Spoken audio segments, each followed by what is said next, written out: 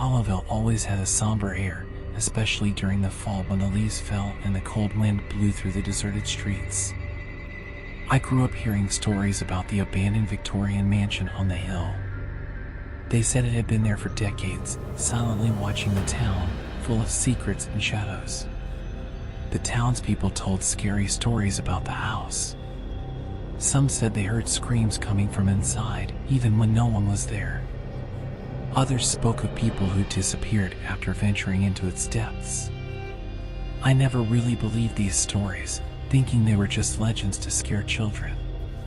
But something about the mansion always gave me chills.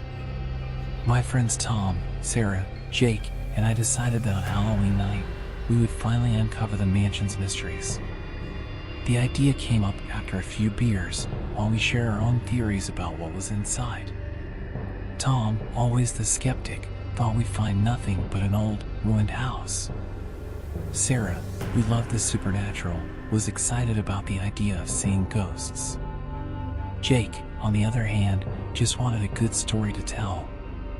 When we arrived at the mansion that night, the full moon illuminated the decrepit structure, casting eerie shadows on the cracked walls. The front door was ajar, as if inviting us in. I took a deep breath and, with a flashlight in hand, was the first to cross the threshold. Inside, the mansion smelled of mold and abandonment. The floorboards creaked under our feet and the air felt heavy, almost tangible. We explored each room, observing dusty furniture and old portraits on the walls. The eyes of the people in the paintings seemed to follow us. It was downstairs, behind a fallen bookshelf, that we found a locked door. Jake, with his usual curiosity, found a rusty key in a nearby vase and, with some effort, managed to unlock the door. We descended a narrow staircase and arrived at a dark basement. In the center of the basement was a room we called the Chamber of Echoes. The chamber was unlike any other room in the house. The walls were covered with strange symbols, and in the center was an old, dusty, and broken mirror. The presence of the mirror was unsettling, as if something or someone was trapped inside, waiting to be released. Sarah, always the bravest, decided to clean the mirror, believing it could give us some clue about the mansion's former inhabitants. As she wiped the cracked surface, something strange happened. We felt a sharp cold sweep through the room, and the mirror began to glow with an eerie light. Before we could react, reality around us started to distort. The walls seemed to move, and the floor trembled beneath our feet. We felt we were being watched by invisible eyes, and fear gripped us. I tried to find the exit, but the hallways seemed endless, always leading us back to the Chamber of Echoes. It was then that I realized we were trapped. Something had been released, something that didn't belong to this world. The echoes of restless spirits reverberated around us, whispering our worst fears and darkest secrets. The Victorian mansion wasn't just a haunted house, it was a prison, and now we were the prisoners. And so began our descent into true terror. Every step we took inside that mansion seemed to echo for all eternity. The walls, covered in faded and worn wallpaper, seemed to suffocate us as we advanced, each of us holding our lanterns tightly, the flickering light barely piercing the darkness. Tom, always the pragmatic one, led the way. "Let's just take a quick look and leave," he said, but there was a tension in his voice that I had never heard before. Sarah was by my side, her eyes gleaming with a mix of excitement and fear. Jake, with his insatiable curiosity, was behind us, muttering about the architectural details and the possible stories hidden in the mansion's walls. We passed through a living room with furniture covered in white sheets, looking like ghosts waiting to be awakened. The air was heavy, full of dust and something else, something that made my skin crawl. Every room we explored seemed more oppressive than the last. It was when we reached the library that things started to get really strange. There were tall shelves filled with old books that seemed untouched for decades. Jake, of course, began inspecting the books, pulling one here and there. When he pulled a particularly large volume, we heard a mechanical click and an entire bookshelf started to move, revealing a hidden door. Do you see this? Jake exclaimed, the excitement in his voice clear. Without thinking twice, he pushed the door open, revealing a staircase descending into the depths of the house. The smell of mold and decay grew stronger, almost unbearable. I exchanged a look with Tom and Sarah, both looking as uncertain as I felt, but curiosity and a sense of destiny pushed us forward. We descended the stairs carefully, each step creaking under our weight. When we reached the bottom, we found a small, dark room, illuminated only by our lanterns. The walls were covered with strange symbols we didn't recognize, and in the center of the room was the mirror. The mirror was an old and imposing piece, its cracked surface reflecting only fragments of our reality. Sarah approached it first, carefully wiping away the dust. "This is incredible," she whispered, her fingers trembling as they touched the cold glass. When Sarah cleaned the mirror, something changed. The room grew cold, and we could see our breaths in white clouds. The lantern's light began to flicker, and suddenly, the cracks in the mirror started to glow with a pale, supernatural light. A low, deep sound filled the air, like a distant wail. We need to get out of here, Tom said, the urgency in his voice clear. We tried to go back up the stairs, but the walls seemed to move, distorting our way back. It was as if the house was alive, changing and adapting to keep us trapped. Every corridor we took led us back to the Chamber of Echoes. The atmosphere grew heavier, and I began to feel a presence around us, something ancient and malevolent. The spirits trapped in the mirror were now with us, and we could feel their invisible eyes watching us, their whispers echoing in our minds. I began to realize that the mansion was not just a place, it was an entity, a force that fed on our fear and despair. Every door we opened, every corridor we walked down, everything led us back to the mirror, to that cursed chamber where our worst nightmares were just beginning to unfold. Reality was unraveling around us, and we knew we didn't have much time before the line between the real and the imaginary completely broke. We were trapped in a living nightmare, and the only way out seemed to lie beyond our greatest fears.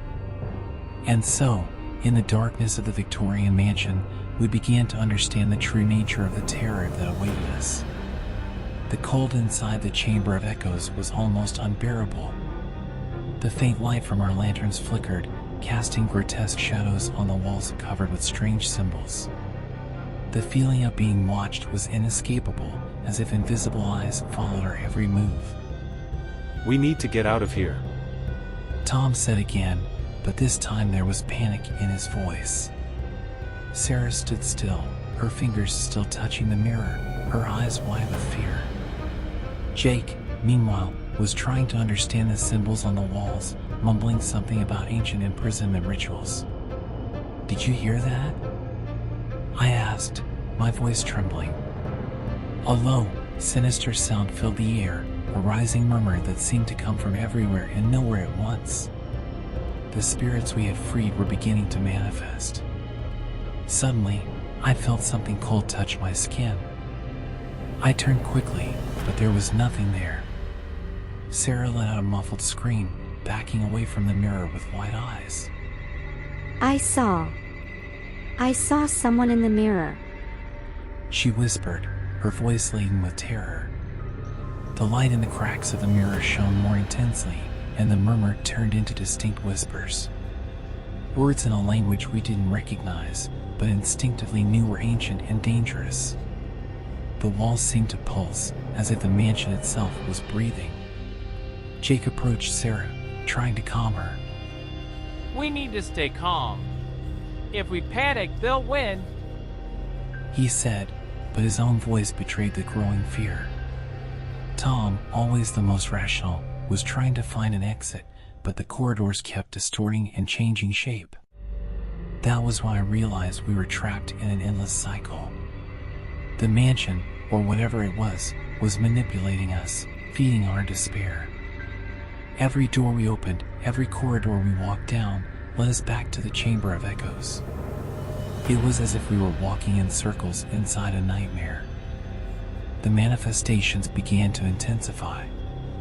Dark figures started appearing at the edges of our vision, disappearing as soon as we tried to focus on them.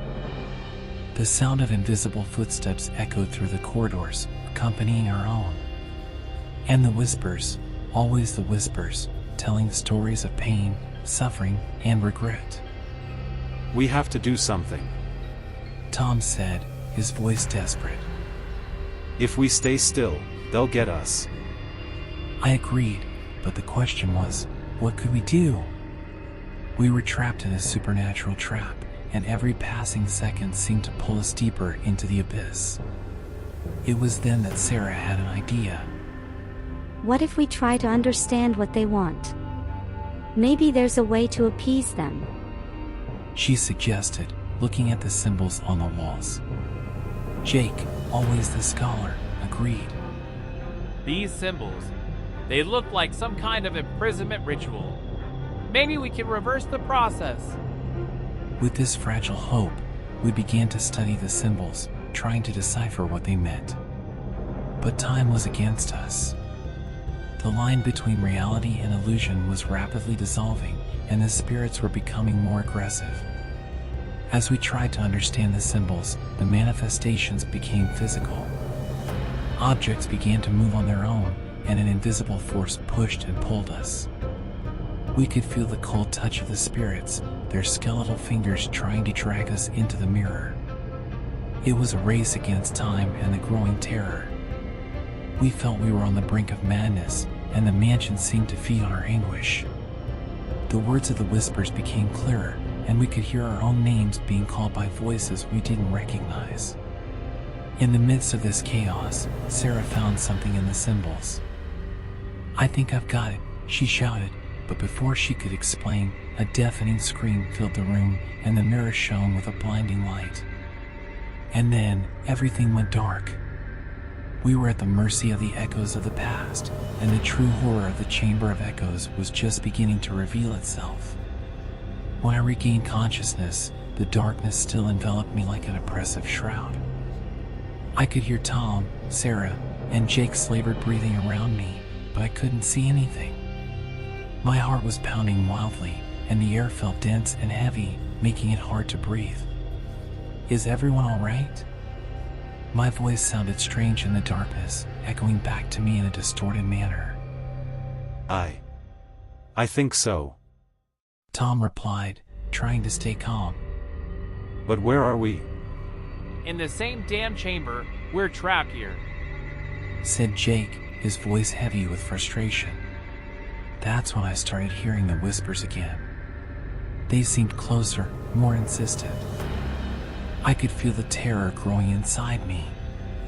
And then, as if the darkness was being torn apart, a faint light began to illuminate the room, revealing the Chamber of Echoes in all its terrible glory. The walls seemed to pulse with a life of their own, and the symbols glowed with a sinister light. The mirror in the center of the room was now completely intact, its smooth surface reflecting not only our images but something else. Something that moved behind us, in the shadows of the reflection. Sarah was standing, staring intently at the mirror, her eyes wide with terror. I see things in it. Horrible things. She whispered. Our worst fears, our guilt, it's all there. I tried to look away, but it was as if the mirror had a hypnotic power. I began to see things too. Fragmented images of moments I wanted to forget. My greatest regret, the guilt I carried, all reflected back at me, distorted and grotesque. Tom fell to his knees, hands covering his face. No. I can't face this. He murmured repeatedly. Jake, usually so rational, was shaking his head, eyes fixed on a vision only he could see. I should have done something. Should have stopped it. The mirror was stripping us bare, revealing our raw and wounded souls. And the spirits around us fed on this, growing stronger, more real. I could feel their presence, cold and hungry, touching us, whispering in our ears. It was then that I realized the only way to face this was to confront our own demons. "We need to face this," I said, my voice trembling but determined. "If we don't face our fears, we'll never get out of here." Sarah looked at me, her eyes filled with tears, but she nodded. "You're right. We can't let them win." Tom stood up, still trembling, but with renewed determination. "Let's do this together," he said. Jake finally tore his gaze from the mirror, taking a deep breath. I'm with you. We united our strength and, one by one, began to confront the terrors the mirror revealed. It was an arduous battle, both mentally and emotionally. Reliving our worst moments, our greatest failures, was devastating. But gradually, as we faced each torment, the energy in the room seemed to change. The whispers grew less intense, and the dark figures began to retreat. We could feel the mansion's hold on us weakening. The chamber's walls stopped pulsing, and the symbols began to lose their sinister glow. The key to our freedom was accepting and confronting our own fears. Each of us had to do it in our own way. Tom confronted the guilt of an accident that had destroyed his family. Sarah faced the terror of abuse she had suffered in her childhood. Jake dealt with the guilt of not stopping a close friend's suicide. And I faced the remorse of abandoning someone who needed me at the most crucial moment. When we finally confronted our demons, the mirror shone with a blinding light one last time before shattering into 1,000 pieces. The room fell silent, a heavy silence, but no longer threatening. We were exhausted, but alive. And more importantly, we were free. "We did it," Sarah said, her voice choked with emotion. And with that, we began to make our way out of the mansion. The house, now just an old, ruined structure, seemed less threatening. We had defeated the echoes of the past, and now, finally, we could move forward. That night, we left the Victorian mansion behind, knowing we would never be the same. We had faced our worst nightmares and survived. And that, somehow, made us stronger. As we walked to freedom, one last question lingered in my mind. How many other souls had the Chamber of Echoes trapped before us? And how many more would fall into its snare in the future? But that was a story for another day. Today, we were free. And that was all that mattered. We walked slowly down the hallway, the feeling of newfound freedom giving us the strength to keep going. Each step brought us closer to the exit of the mansion, but the fear that something else might happen still hung over us. The house felt less oppressive, but the memory of the torments we faced was still fresh in our minds. Tom led the way, his flashlight illuminating the darkness ahead.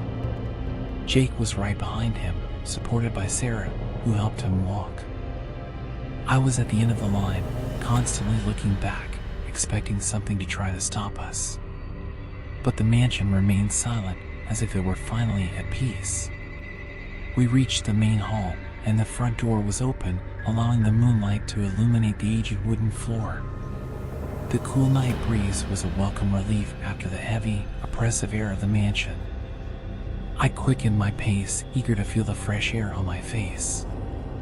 As we stepped out the front door, the feeling of relief was immediate.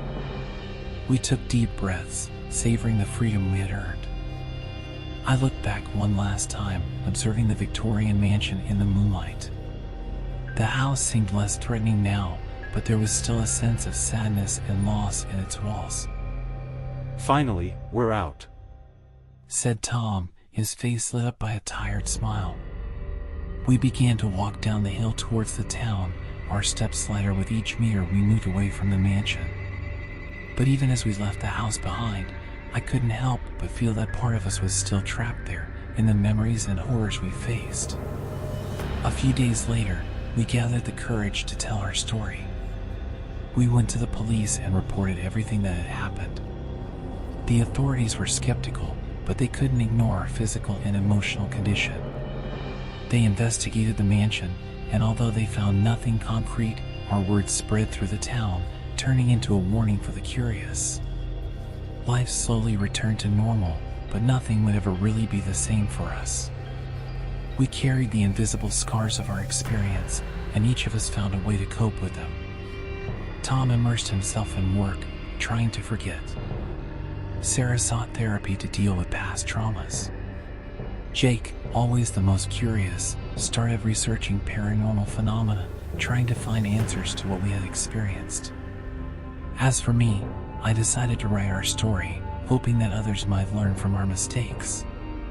The Chamber of Echoes and its horrors still haunt my dreams, but facing these nightmares on the page helps me deal with what happened. And so, we ended our story. The Victorian mansion in Hollowville is still there, an imposing structure full of mysteries. I still hear rumors that people see strange lights at night or hear whispers in the wind. But I know I will never go back there. I learned the hard way that some doors should remain closed, and some secrets should stay buried. The line between the real and the imaginary blurred that night, and although we escaped the mansion, a part of us will always be trapped in the Chamber of Echoes, where restless spirits whisper our deepest fears. And, perhaps, one day, someone will find the courage to face those echoes again. But until then, the mansion will remain a grim reminder that the past is never truly dead, and some secrets are too dangerous to uncover. The Chamber of Echoes is more than a legend. It's a warning. And I am living proof that some curiosities can have eternal consequences.